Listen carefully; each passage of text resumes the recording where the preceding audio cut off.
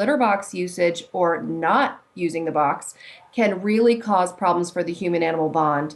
In fact, it's one of the leading causes of animals, cats getting sent to the shelter, getting euthanized, getting abandoned, sometimes just kicked outside, made from an indoor cat to an outdoor cat, or even being euthanized. It's also not very well recognized by veterinarians, but actually is a main cause of death that you can prevent because many cats will respond to behavioral therapy for this problem. So when we talk about inappropriate elimination, first of all, the term, it's an old-fashioned term. Probably most rationally, we should call it something else, like a toileting problem or a house soiling problem. Because for cats that are urinating or defecating outside of the box, they're going in places that are perfectly appropriate for them. They are just going in places that people don't like, understandably. I mean, who wants to have the cat peeing on their bed? Especially in my practice in New York, that means you might have to take all of your bedclothes to the laundromat, right? It's a hassle, it's stressful. A lot of times people associate it with the cat being angry with them, which of course is something we have no proof for, no matter what people say. So what we want to keep in mind is when we're looking at animals that are going to the bathroom outside of their litter boxes, we're looking at a situation where they're urinating or defecating most often on horizontal surfaces versus vertical surfaces. There are some cats that urinate vertically and are probably actually voiding their bladder, and there are some cats that may be urinating horizontally and are probably actually marking or having multiple components to why they're doing that behavior. But classically, what we're really looking at in a typical case is a cat that is outside of the box for the purposes of elimination in this study.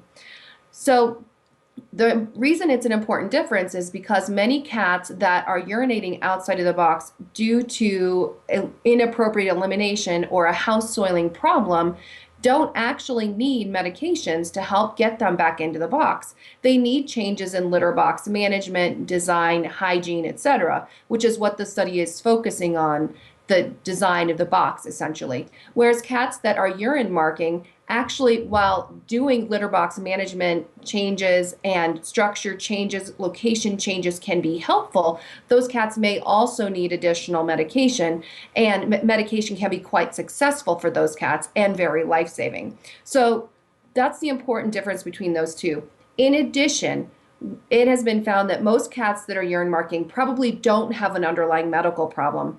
However, any cat that is eliminating urination outside of the box that is horizontal should have at least a urinalysis and a culture and sensitivity, and ideally some form of abdominal imaging, such as an ultrasound or an X-ray or both. Whereas in the case of urine marking, at this point, most of the time, like I said, we're feeling like most of those cats end up being normal. The exception there would be an older cat that has no history of urine marking and no overt behavioral triggers in the environment should probably go hunting up that urinary tract or even other issues, orthopedic problems, tumors, etc. So we talked about some of the things that we studied and why cats might be out of the box, and also why we end up with a diagnosis of inappropriate elimination, where in fact it probably should be toileting or house soiling problems, because the cat themselves is actually having a problem with the box, and that's why they're ending up going in different areas. It's completely normal for them. So when we think about litter box structure, what we want to figure out is each cat's perfect preference for a bathroom area. If you asked people and they were honest, everybody has a preference for their bathroom area.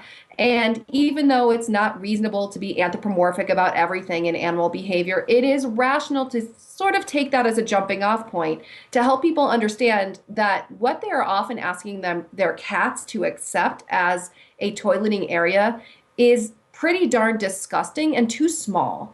So it's not surprising that a cat, which is from a relatively fastidious species, who has normal behaviors of going in a larger space if left to their own devices, might have a significant propensity to go outside of the box as soon as something isn't quite right. Now, the things that we want to keep in mind with these guys are how big is the box, and that's what this study is addressing. We've often had sort of an overall feeling that a larger box is better, but until this study, we couldn't necessarily prove it based on recent work. We also have discovered that many cats not all, but many, preferred uncovered litter boxes. There are a variety of reasons for this. This could be because if you have the box covered, you're just not as careful about keeping it clean. If you can't smell it and you don't see it, well, it's definitely one of those out of sight, out of mind things. The problem is that it becomes more of a porta potty effect for your cat. I mean, how many people do you know would prefer to go to the bathroom in a porta potty? Almost nobody. In fact, if you're at a concert, you almost always see people going other places if they have the choice, right? So we want to make sure that the size is adequate, that it's clean, that the cats actually have access to the box.